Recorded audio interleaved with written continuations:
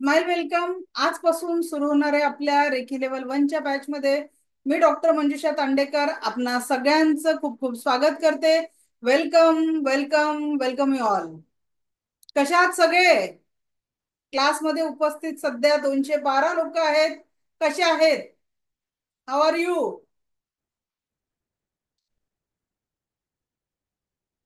क्या चल रहा है जिंदगी में? गुड. मस्त मस्त मस्त. सुकून. ग्रेट. हॅपी. खूप मस्त. नाईस. असं ग्रेट. ओके, सो वेलकम सगळ्यांचं. आज चालू होणाऱ्या सेशन मध्ये खूप खूप स्वागत आहे.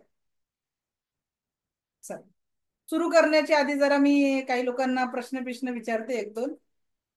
जे फर्स्ट टाइम हा क्लास अटेंड करत आहे, फर्स्ट टाइम, त्यांनी हँड रेज करा बरं, एखाद दोन जण.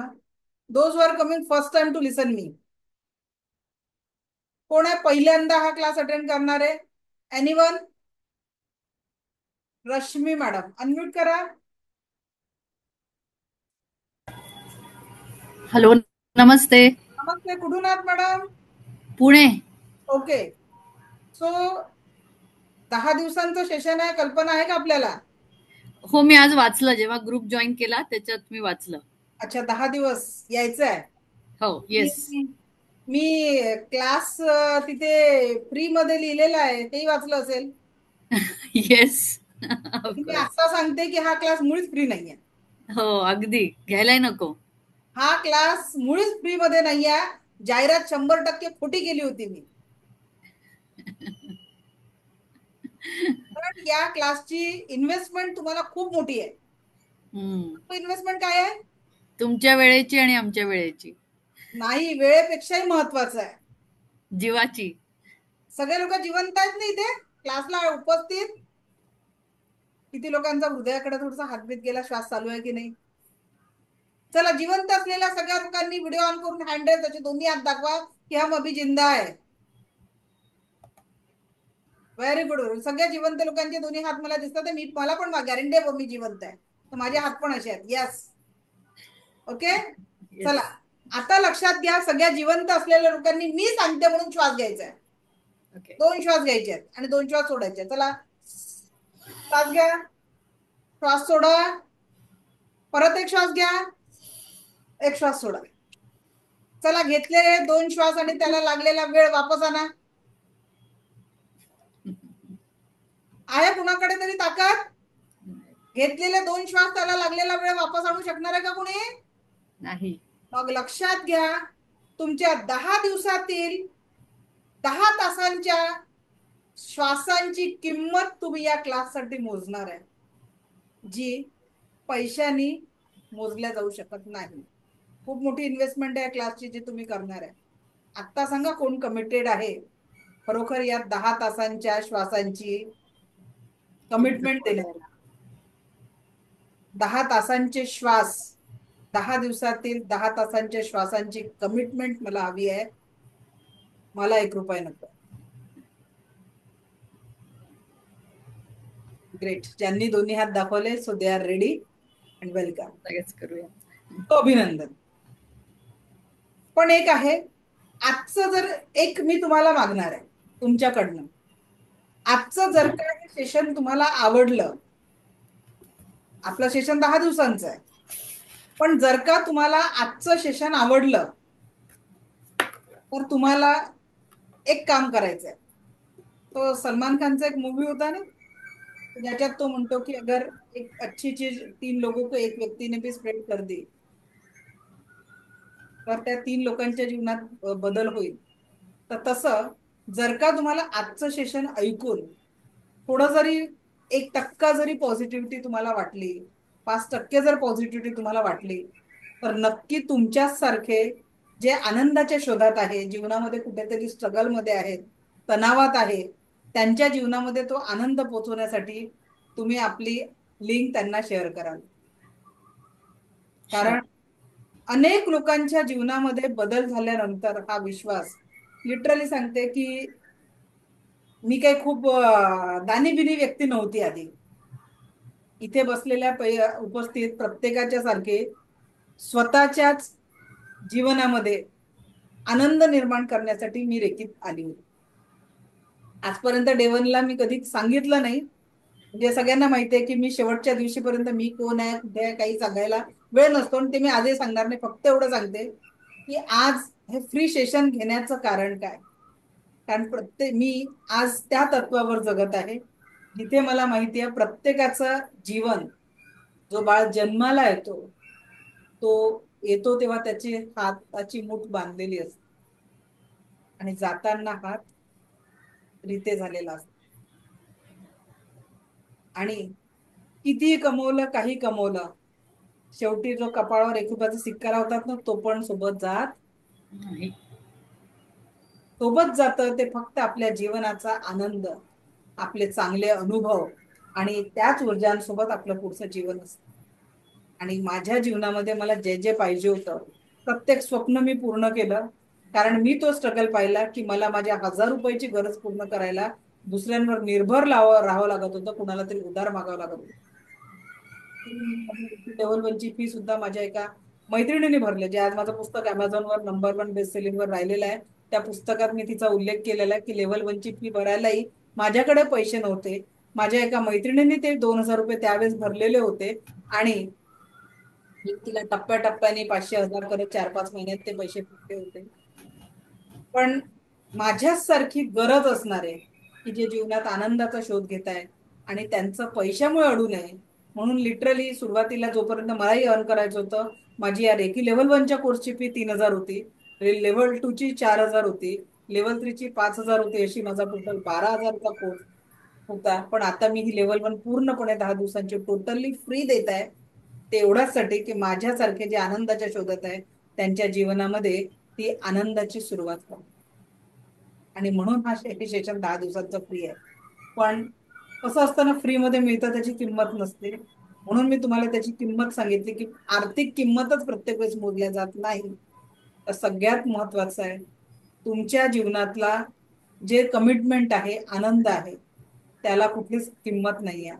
तुम्ही तुमच्या जीवनातले श्वास आणि त्याचा वेळ देणार आहात, ही सगळ्यात मोठी किंमत तुम्ही या क्लाससाठी मोजताय. सो अभी कितने लोग रेडी है की खरोखर तुम्ही तुमच्या जीवनाला त्या पॉझिटिव्हिटीने, त्या आनंदाने परिपूर्ण करायला तयार आहे. कारण only you are the creator of your life. आणि मी तुम्हाला आज प्रॉमिस करते, जे लोक वर्किंग असतील ते व्हिडिओ बघू शकतात, त्यांना मी व्हिडिओ पण देईल. पण जे लोक खरोखर या क्लासचा फायदा उचलायचा असेल ना, 10 दिवस व्हिडिओ बंद करू नका. कारण जेव्हा एक एनर्जीचं एक्सचेंज चालू असतं, त्या एक्सचेंज मध्ये तुम्ही त्या एनर्जीत बसलेले असले पाहिजे. कारण हा एनर्जीचा क्लास आहे. आणि ऋग्वेदाला जिने कोणी क्लासला बसवलंय, तिच्या आईने वगैरे, त्यांना थँक्यू.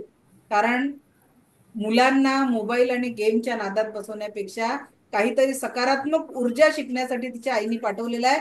त्याच्यासाठी तुझ्या आईचं अभिनंदन बेटा. कुठून आहे बेटा ऋग्वेदा तू? माईक माईक ऑन कर. कुठून आहे? लातूर वरून आहे मी.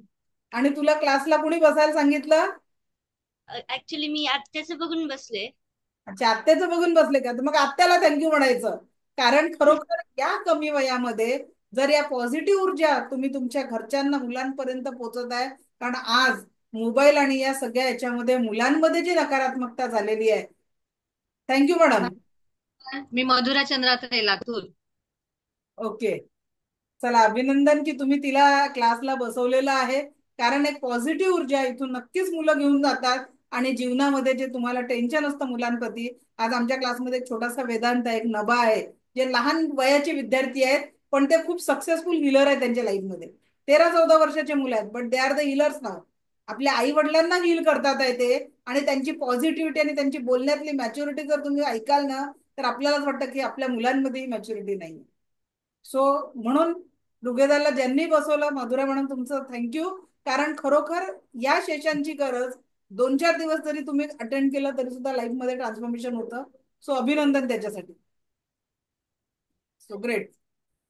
चला तर मग सुरू करूया. आपल्या जीवनाला नवीन आनंद आणि सकारात्मकतेने परिपूर्ण करण्यासाठी या 10 दिवसांच्या सेशनसाठी आज इथून पुढे आजच्या सेशन मध्ये मी तुम्हाला किती लोक आहेत ज्यांना या पुढच्या काही मिनिटांमध्ये जीवनातले सगळे दुःख दूर करायचे? चॅलेंज आहे माझं सगळ्या गोष्टीचं. दुःख दूर करायचं असलेले लोक. पल्लवी मॅडमचे 2-2 हँड रेज आहेत. जरा अनम्यूट करा बरं Pallavi madam.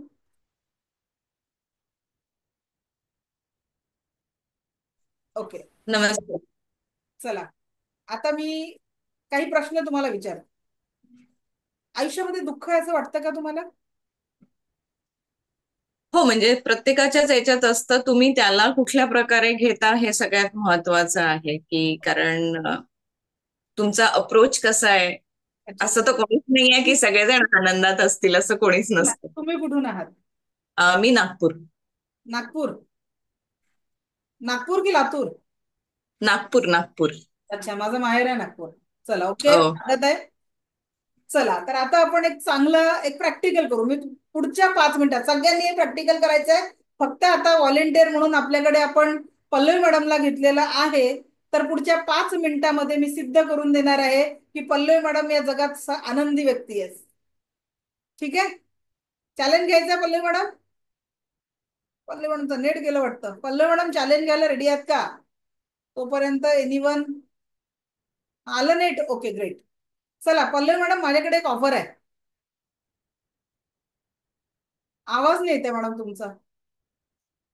Mic mic on करा. ओके. हा, ऐकू माझ्याकडे येतंय? तुमच्यासाठी एक ऑफर आहे. ऑफर घ्यायची इच्छा आहे का तुमची? सांगा तुम्ही, बघू काय चला. म्हणताय. जे काही रिझन्स असतील लाईफचे, जसं तुम्ही म्हटलं की प्रत्येकाच्या जीवनामध्ये काही ना काही दुःख असतं. ठीक आहे? पण मी आज पुढच्या काही मिनिटांमध्ये सिद्ध करून देणार आहे की तुम्ही खूप हॅप्पी आहात. It's my challenge. ओके. नाही आहे, अग्री. चलो, ओके, ग्रेट. मॅडम, ऑफर ही आहे.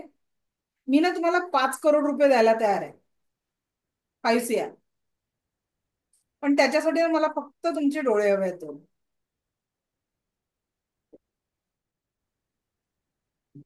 अरे, बरोबर. रेडी आहात का? थोडं नो, तुमचं ऑब्विसली नो. तयार नाही नाही आहात? ऑब्विसली नाही.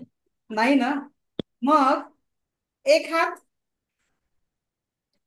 एक हात 5 करोड. नाही. एकच हात पाहिजे? नाही. एक पाय? नाही. मग विचार करा. पहिलं, मॅडम सगळ्यांनी लक्ष द्या स्वतःच्या लाईफ बद्दल. जिनकी बी कंप्लेंट आहे, 5 करोड पेक्षा महागाचे डोळे तुमच्याकडे आहे. आज असे किती लोक आहेत? डोळे आहेत हो, पण पाहता येत नाही. कान आहे बरोबर. पण ऐकता येत नाही. तोंड आहे पण बोलता येत नाही. हातपाय आहेत पण काम करत नाही. मग जेही छोटे मोठे प्रॉब्लेम आहेत त्या लोकांच्या जीवनामध्ये, त्यांच्यापेक्षा भाग्यशाली आहात तुम्ही पल्लवी मॅडम. Yes, definitely. पक्क? बाकीच्यांना आहात ना त्या सगळ्या लोकांपेक्षा भाग्यशाली? पटताय? पल्लवी मॅडम, तुमचं स्वतःचं घर आहे की भाड्याचं घर आहे? स्वतःच आहे. ओके, ठीक आहे. आता काही लोकांकडे स्वतःचं घर नसेल, एक खोली असेल. हो. पण पुढचा प्रश्न, प्रत्येक व्यक्ती कुणाच्या तरी स्वप्नातलं जीवन जगताय बघा. करेक्ट. एक पायी चालणारा व्यक्ती एक सायकलचं स्वप्न बघतो. सायकलवाला 2 व्हीलरचं स्वप्न बघतो. 2 व्हीलरवाला 4 व्हीलरचं स्वप्न बघतो. पण जगात काही असे लोक आहे. मी फेसबुकवर एका 14 वर्ष 15 वर्षाच्या मुलाची इमेज बघितलेली होती. आणि त्या पोस्टमध्ये त्यांनी दोन्ही पाय नसलेले चॉकने ड्रॉ केलेले होते. जे त्याचं स्वप्न होतं, जे ते कधी पूर्ण होऊ शकत नव्हतं. म्हणजे 2 पायावर उभा असलेला व्यक्ती देखील त्या दोन्ही पाय नसलेल्या मुलाचं स्वप्नातलं जीवन जगत. रोज रात्री थंडीत, उन्हात, पावसात उघड्यावर झोपणारा व्यक्ती एका तुटक्या फुटक्या छताचं स्वप्न बघत आहे. एक झोपडीवाला 1 BHK स्वप्न बघत आहे, एका खोलीचं स्वप्न बघत आहे. 1 BHK वाला बंगलोचं स्वप्न बघत आहे. म्हणजेच काय, इथे उपस्थित प्रत्येक व्यक्ती कुणाच्या तरी स्वप्नातलं जीवन जगत आहे. आणि जर आपण कुणाच्या तरी स्वप्नातलं जीवन जगतोय तर त्याच्यापेक्षा आपण नक्कीच आनंदी आहोत. निश्चितच. Yes or no? तर लिहा. इथे सगळ्यात पहिले एक ऍक्टिव्हिटी मी तुम्हाला घेते आहे. ती ऍक्टिव्हिटी तुमच्या जीवनातले सगळे सफरिंग कागदावर लिहून काढायचे आहेत. जो भी दुःख आहे जिंदगी, मला कुणाच वाचून दाखवायचे नाही. You have to just write down. सगळ्यांनी ते दुःख, तुमच्या जीवनातले सगळे कष्ट पेपरवर लिहून काढायचे. लिहा ते सगळे स्वप्न. कारण तुमच्या जीवनातले जेवढे दुःख आहे ते लिहून काढा कागदावर. आणि का लिहायचे आहे पुढच्या 5 मिनिटात मी सांगणार आहे. पहिले लिहा. जस्ट राइट डाउन जो भी है, जो भी दुख है ना जिंदगी में, सारा लिख डालो. काजल मॅडम, लिहायचे होतं दुःख, कारण दुःख मुक्त व्हायचं आहे ना, मग लिहावं लागते. बघा, प्रत्येकाच्या गावामध्ये भागवत सप्ताह येते, येते की नाही येत? एक मस्त बुवा येतो, तुम्हाला 8-10 दिवस चांगलं प्रवचन देते, तुम्ही दिलेले दान दक्षिणा घेऊन चालली जाते. आता माझ्या क्लासला कीर्तन बनवू नका, कारण मी दान दक्षिणा घेत नाही तुमच्याकडून, फक्त देत आहे. तर जरा लिहून टाका जे काही सांगत आहे, तेवढं ऍक्शन घ्याल.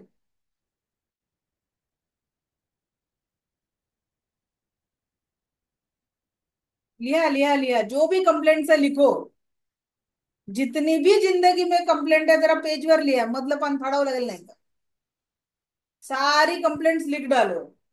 अगदी आमचे हे असेच आहे, ऐकत नाही, आमची ही अशीच आहे, ऐकत नाही, आमचे मुलं ऐकत नाही, सासूबाई अशी आहे, बॉस चांगला नाही आहे, दूधवाला वेळेवर दूध देत नाही आहे, पाणीवाला नळाला उन्हाळ्याच्या याच्यात पाणी कमी येत आहे. ज्या ज्या कंप्लेंट आहेत ना लिहा बरं सगळ्या.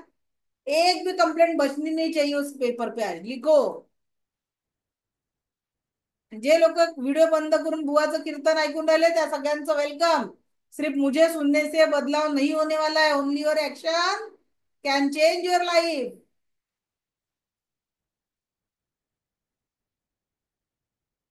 चला लिहा, जो भी कंप्लेंट है लिख डालो. लिहून झालं की मला सांगा, यस आम्ही लिहिलंय म्हणून. सारी कंप्लेंट झाल्या. पल्ली म्हणून खूपच कमी कंप्लेंट होत्या वाटतं तुमच्या. चला, जेवढेही कंप्लेंट लिहिल्या इट्स ओके, नो प्रॉब्लेम. काय करायचंय, त्या सगळ्या कंप्लेंटला आता तुम्हाला त्या कागदाला घ्यायचंय आणि त्याचे तुकडे तुकडे करायचे. जेवढे कंप्लेंट लिहिले आहेत ना, कुठल्याही व्यक्तीबद्दल असेल, काही गोष्टीबद्दल असेल, just write down and tear it. पूर्ण बारीक बारीक तुकडे करा त्या कंप्लेंटचे. आणि क्लास संपल्यावर त्याला माचीसची काडी लावा. काय होत आहे, आपल्या प्रत्येक विचार आपलं जीवन घडवत असते आणि कुठेतरी सबकॉन्शियस माइंड मध्ये त्या सगळ्या गोष्टी काय आहे, स्टोअर आहेत. सगळ्या निगेटिव्हिटी, सगळ्या नकारात्मक गोष्टी आपण कुठेतरी माइंड मध्ये डीपली स्टोअर केलेल्या आहेत. आणि हे जे डीप स्टोरेज आपल्या माइंड मध्ये झालेलं आहे, त्याच्यामुळे काय होऊन राहिलेलं आहे, डीप स्टोरेजमुळे आपलं खूप नुकसान होत आहे. सो आपल्याला जर जीवनामध्ये खरोखर पॉझिटिव्हिटी आणि आनंद पाहिजे असेल तर रोजच्या रोज चाळणी झाली पाहिजे. आता का बरं ही चाळणी झाली पाहिजे? चला, आता अजून एक व्हॉलेंटियर मला पाहिजे. Swati madam, Swati Bhatte madam, unmute करा बरं. माईकचं बटन आहे तिथे ऑन करा. नमस्कार मॅडम. रोज आंघोळ करता का? अ रोज आंघोळ करता का? हो ना. स्वच्छ आंघोळ करून का स्वच्छ कपडे परिधान करता? हो हो हो हर रोज स्वच्छ करता? हो, स्वच्छ करते. बरोबर. दिवाळीला अजून जास्ती बारीक कोपरे कपडे साफसफाई होते सणासुदीच्या वेळेस? हो, होते ना. पक्का? हो गॅरंटेड? हो. सर्व्हिसिंग शेवटची केव्हा केली सांगा बरं? केव्हा केली मॅडम? नाही केली मॅडम. आपण आपल्या 2 व्हीलरला 3 महिन्यातून रोज जाताना कमीत कमी कपडा मारतो. 4 व्हीलरला ते क्लीन करतो. पण मनुष्याचा प्रत्येक विचार हे त्याचं जीवन घडवत असतं, पण तिथे सकारात्मक विचारांची आपण पेरणी करत नाही. आता जेवढ्यांनीही कागदावर ज्या नकारात्मकता लिहिल्या, कंप्लेंट्स लिहिल्या, जर त्या कंप्लेंट्सला कुणी ना कुणी जबाबदार आहे.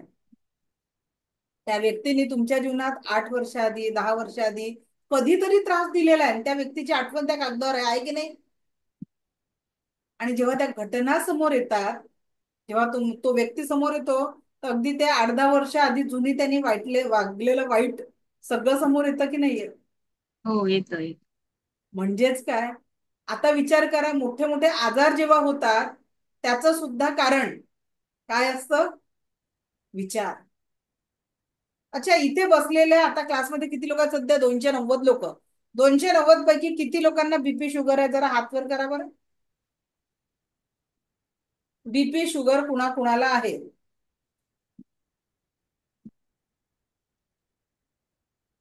एक, दोन, तीन, चार. बाकी सब व्हिडिओ बंद. अच्छा, 4-5 लोकांना बीपी शुगर आहे. एक लक्षात घ्या आता, म्हणजे पुढचे वाक्य महत्वाचे आहेत आणि ऐका. बीपी शुगर प्रत्येकालाच आहे. बीपी आणि शुगर प्रत्येकालाच आहे, कारण फक्त ज्याचा प्रॉब्लेम कुठे आहे, तो बीपी लो नको किंवा हाय नको. शुगर पण लो झालेला नको किंवा हाय झालेला नको, बट हो ना अनिवार्य आहे, आवश्यक आहे. तर याचाच अर्थ काय? जीवनामध्ये प्रत्येक गोष्टीचं महत्व आहे. बीपी सुद्धा असणं गरजेचं आहे. ज्याचा बीपी पूर्णपणे नील झाला, काय होईल? बॉडी से डेड बॉडी बन जाएगा. तो बीपी भी होना अनिवार्य है. शरीर में शुगर लेवल भी होना अनिवार्य है, पर कैसे होना चाहिए? In the balance. बैलेंस में होना बहुत जरूरी है. जीवन बॅलन्स मध्ये असणं गरजेचं आहे. म्हणून सुखानंतर दुःख किंवा दुःखानंतर सुख येणारच आहे, पण त्या परिस्थितीतही व्यक्तीला बॅलन्स ठेवता येणं जरुरी आहे. प्रॉब्लेम कुठे होते? जेव्हा जीवनामध्ये हा बॅलन्स तुटतो ना, प्रॉब्लेम तिथून ऍक्टिव्हेट होतो, तो प्रॉब्लेम तिथून तयार होतो. मला सांगा, खरोखर आपल्या जीवनाला आनंदी जगण्यासाठी हा बॅलन्स आवश्यक आहे. मग आता किती लोकांना बीपी शुगर आहे सांगा बरं? बीपी शुगर आता किती लोकांना आहे? प्रत्येकाला बीपी शुगर असणं कंपल्सरी आहे ना. बीपी भी होना जरूरी है, पर कैसे होना चाहिए? बैलेंस में होना चाहिए. शुगर भी होना जरूरी है, ना लो होना चाहिए ना हाय होना चाहिए, पण होना अनिवार्य है. मग तसंच नात्यांमध्ये एखाद्याचं प्रेम अति उतू जाते आणि एखाद्याला प्रेमच व्यक्त करता येत नाही, वो भी एक समस्या है. उसका भी क्या होना चाहिए? बैलेंस होना बहुत जरूरी है. आणि आयुष्य खरोखर खूप सुंदर आहे आणि ते जगता येणं पण आवश्यक आहे. आयुष्य खूप सुंदर आहे, त्याला अतिसुंदर करता येतं. आणि त्याच्यासाठी आज एक लक्षात घ्या, मी तुम्हाला एक गोष्ट सांगते की आज जे आपण जीवन जगतोय ना, ते कसं जीवन जगतोय बघा. या जीवनामध्ये काळाच्या ओघामध्ये कुटुंब छोटे झाले. लहानपणी प्रत्येकाला आजी माहिती होती, मावशी माहित होती, आत्या माहित होती, मामा माहित होता, मामी माहित होती. आज हम दो हमारा एक या चक्करमध्ये आपण आपल्या मुलांच्या आयुष्यातून पुढच्या पिढीत कायमचा आत्या, मामा, मावशी, काका हे नातेच पुसून टाकले आणि आपणच कळत नकळत आपल्या मुलांना एकटं करून टाकतो. खरं सांगा, या आधुनिकतेच्या नावाखाली आणि खूप सारा पैसा कमवण्याच्या नावाखाली मनाला हात लावून प्रश्न विचारा, खरोखर तुम्ही आनंदी जीवन जगताय का? रोज सकाळी उठता, कुठल्या तरी नव्या संघर्षाच्या मागे धावता, पण कशाच्या मागे आपण धावतोय याची क्लिअरिटी येते का आपल्याला? आपण आपल्या मुलांना सांगतो तू खूप शिक, खूप मोठे हो, आणि आता तर कल्चर कोणतं आलेलं आहे? Hostel culture. मुलांना स्वतःपासून लांब ठेवायचं कल्चर आलेलं आहे. आज मी ज्या शहरात राहते ना, जेवढे हाय प्रोफाईल घर आहेत, प्रत्येक घरामध्ये मोठे अधिकारी, चांगल्या पोस्टवरून रिटायर्ड झालेले वृद्ध व्यक्ती एकटे आहेत त्या घरामध्ये. त्यांची मुलं शिकायला बाहेर आहेत आणि आई वडील एकटे आहेत. आणि त्यातही सिंगल झालेले दाम्पत्य, जिथे जोडीदाराची साथ नाही आहे, त्यांचा एकाकीपणा विचारायलाच नको. मी 2 गोष्टी आज तुम्हाला सांगते आणि याच्यानंतर उद्यापासून जे आपण रेकीचं खरोखर जीवनाला कसं जगायचं त्याची आपण कल्पना घेणार आहोत.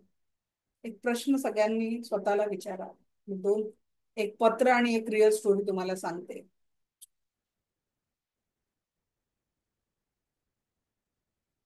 एका मुलाने विदेशातून आपल्या आईवडिलांना पत्र लिहिलं. आई बाबा सांगा ना, आई बाबा सांगा ना, मी खूप लहान होतो, मला काहीच कळत नव्हतं. अगदी लहान होतो तेव्हा तुम्ही मला हॉस्टेलला टाकलं. एकच म्हटलं, बाळा खूप खूप शिक, खूप मोठा हो, तुला खूप मोठं व्हायचं आहे. एकच वाक्य तुम्ही मला बोलत गेला आणि अगदी लहानपणी तुम्ही मला तुमच्यापासून दूर केलं. आई, अगं रात्रीच्या अंधारात मी त्या हॉस्टेलच्या रूम मध्ये खूप एकटा होतो, खूप रडत होतो, मला तुझी खूप आठवण येत होती, पण त्या अंधारात तू नव्हती. मी खूप भीती वाटायची, मी खूप घाबरायचो, पण मी तसाच एकटाच रडत राहायचो. हळूहळू मला मित्र मिळाले, त्या मित्रांमध्ये मी रमत गेलो, पण त्याही अंधारात जेव्हा मला तुझी आठवण यायची ना, तू माझ्या सोबत नव्हती. हॉस्टेलवरनं कॉलेजात गेलो, कॉलेजातही हॉस्टेल, नवी मित्र मिळाले, नवं जग मिळालं. हळूहळू तुमच्या आठवणी माझ्या जीवनात कमी झाल्या, तुमचं असणं माझ्या जीवनात कमी झालं. मग असं वाटायला लागलं की माझ्या गरजा पुरवण्यासाठी, मला पैसे देण्यासाठीच माझे आई वडील आहे. सुट्टीत कधीतरी एकटा आलो, तुम्ही तेच म्हणायचे, बाळा खूप शिक, खूप मोठा हो. पण मला तुमच्या प्रेमाची आवश्यकता होती, तुमच्या सोबतीची आवश्यकता होती. ती सोबत मी माझ्या मित्रांमध्ये शोधत गेलो आणि कळलंच नाही मी तुमच्यापासून कसा दूर गेलो. शिक्षण पूर्ण झालं, तुम्ही मला म्हटलं की आता चांगल्या नोकरीसाठी, चांगला शोध घेण्यासाठी दुसऱ्या राज्यात आणि दुसऱ्या राज्यातून दुसऱ्या देशात आलो. इथे मला माझं नवीन जग मिळालं आणि मी आता माझ्या मुलांसोबत इथे सेटल झालो.